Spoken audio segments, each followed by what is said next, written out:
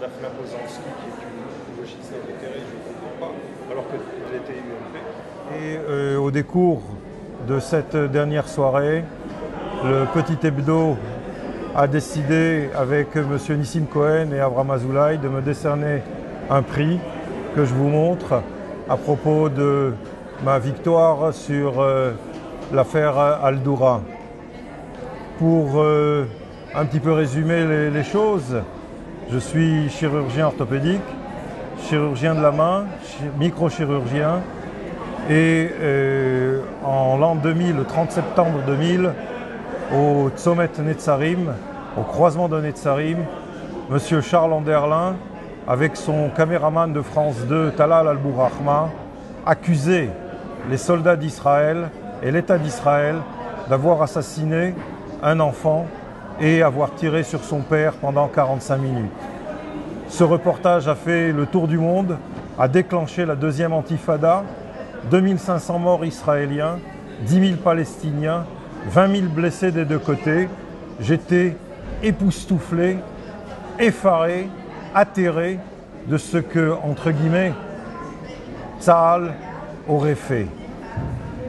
Tout le monde y a cru, mais en 2007, une équipe de journalistes me contacte et m'apporte le dossier médical de Jamal Al-Doura que j'avais opéré 6 ans auparavant, en 1994, à Tel HaShomer, en tant que microchirurgien. Jamal Al-Doura avait été attaqué par le Hamas en 1992. Il lui avait été causé une paralysie de la main droite, de sévères blessures à la jambe, et je lui ai fait une opération de récupération de sa paralysie de la main droite. Or, ce Jamal Al-Doura, qui accuse les soldats d'Israël d'avoir tiré sur lui et sur son enfant, eh bien, en 2004, expose sa même main droite paralysée et ses blessures à la jambe gauche, la main, la même où j'avais prélevé les tendons.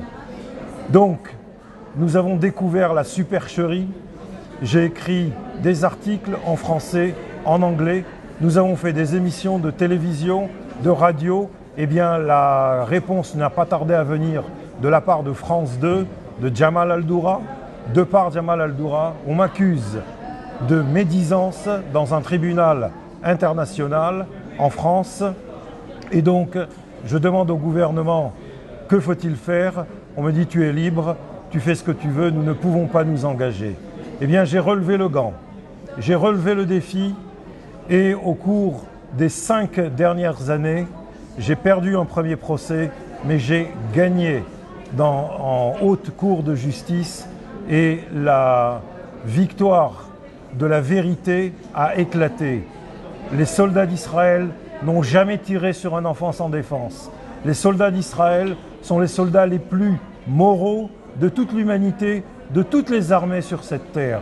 C'est ce qui a été prouvé au décours du deuxième procès.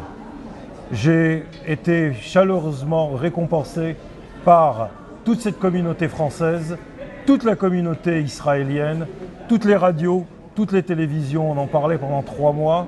Voilà, je pense qu'il ne faut pas avoir peur du mensonge, il faut le combattre. J'ai réussi à tirer le gouvernement israélien dans cette bagarre de la propagande, de la fausse propagande. Il a été voté une loi comme quoi, si quelqu'un prend la défense d'Israël, eh bien le gouvernement d'Israël ne le laisse pas seul, et juridiquement et financièrement. Et ça, qu'on se le dise et qu'on se l'entende.